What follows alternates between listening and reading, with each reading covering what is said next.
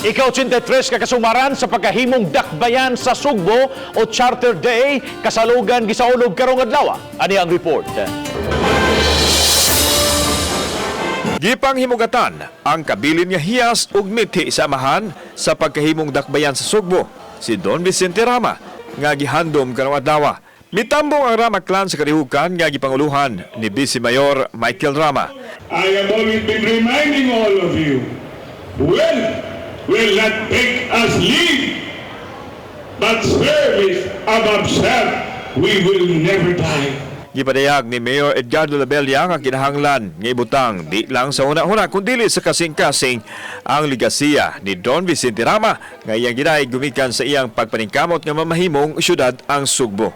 We are now enjoying the fruits of the hard work, the perseverance, and perhaps the friendly persuasion that Don Vicente Rama used. Gipahigayon usab ang paghalad sa mga buwag sa monumento ni Rama. Samtang gipasidunggan ang mga Sugboanong top-notchers sa tagsa-tagsa nila ka mga field. Nahimong sentro usab ang pag-ila sa 5 ka mga centenarian kinsa gihatangan sa syudad og tag-usa ka 200,000 ka pesos. Duha lang ka mga centenarians ang nakatambong sanglit ang uban, anaa na silang Pinoyanan ug ang mga anak o apo na lang ang midawat sa financial incentive. Doon na usay loyal employee nga gipasidunggan nunod sa iyahang 4 ka dekada nga pagserbisyo sa publiko. Kauban si Godfrey Relian, ako si Alan Domingo. Balitang Bisdak.